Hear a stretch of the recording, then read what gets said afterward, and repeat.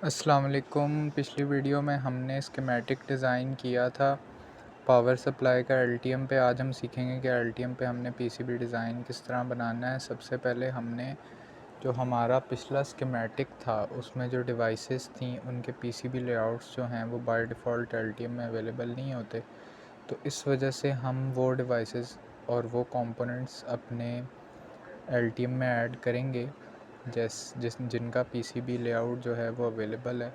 तो यहाँ पे जो ट्रांसफार्मर है वो मैंने ऑलरेडी रिप्लेस कर लिया है, और उसके बाद यहाँ पे जो वोल्टेज रेगुलेटर है वो भी मैंने इंस्टॉल कर लिया है और उसको ऐड कर दिया एलटीएम पे आपके सामने, और उसकी वायरिंग भी कर दी है।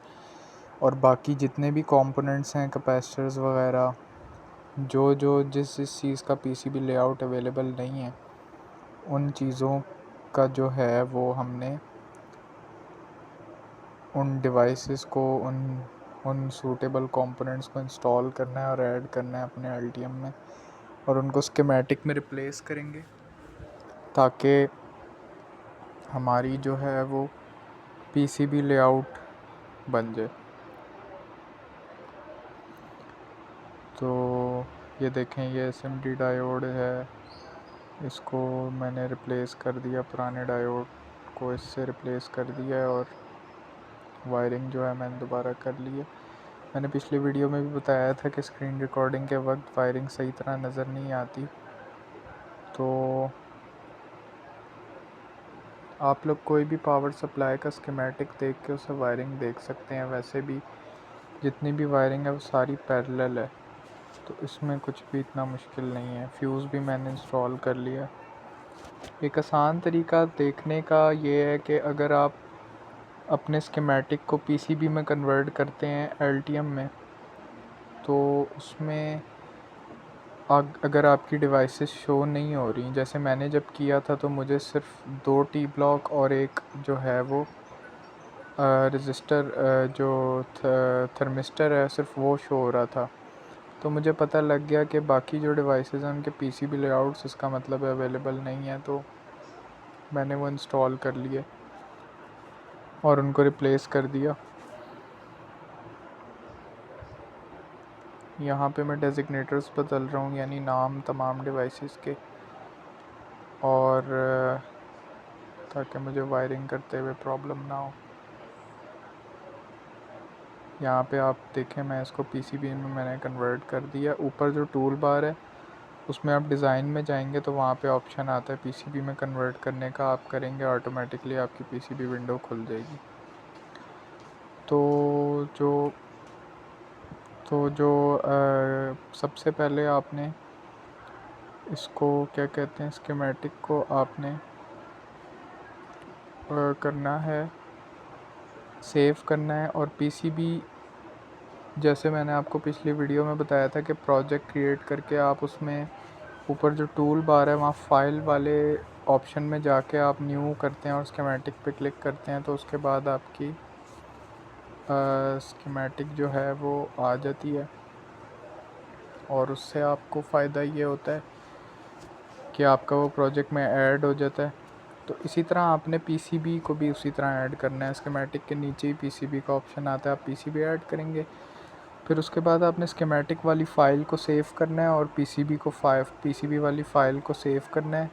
उसके बाद ही आपका पीसीबी जो है वो स्कीमेटिक जो है वो कन्वर्ट होगा पीसीबी में, वरना नहीं होगा।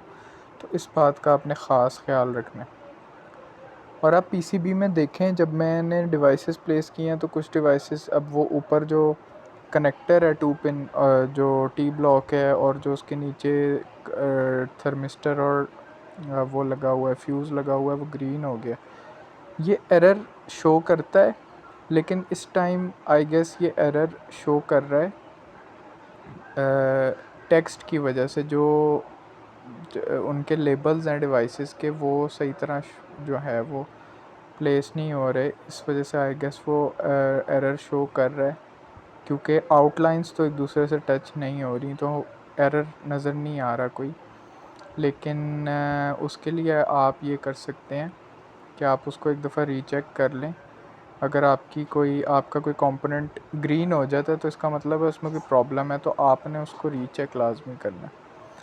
तो अब बोर्ड आउटलाइन हम डिफ़ाइन कर लेंगे। बोर्ड आउटलाइन डिफ़ाइन करने के लिए आपके पास जो ऊपर टूल बार आ रहा है उसमें आपने लाइन वाले ऑप्शन में जाना है और आपने एक लाइन ड्रॉ कर लेनी है और लाइन से आपने आउटलाइन एक क्रिएट कर लेनी है और उसके बाद आप इसको सिलेक्ट करेंगे और इसको कन्वर्ट कर देंगे बोर्ड आउटलाइन में।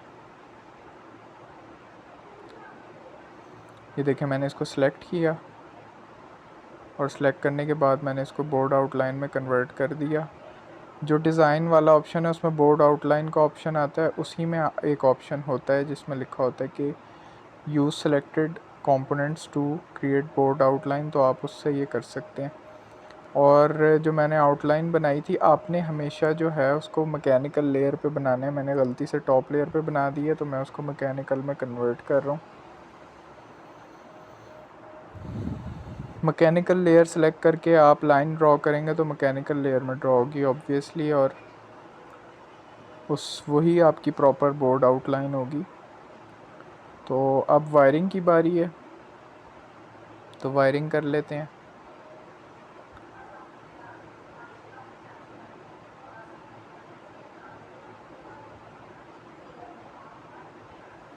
ये देखें सिंपल, आपने कंट्रोल और W दबाना है, आपके पास वायरिंग का ऑप्शन आ जाएगा और आपने राउटिंग करनी है जैसे आप बाकी सॉफ्टवेयर्स में भी करते हैं। लेयर कन्वर्ट करने के लिए आप राउट पे डबल क्लिक करेंगे, आपके पास प्रॉपर्टीज़ ओपन होंगी और उससे आप लेयर चेंज कर सकते हैं। अभी फ़िलहाल इसमें 2 लेयर्स हैं, टॉप लेयर, बॉटम लेयर।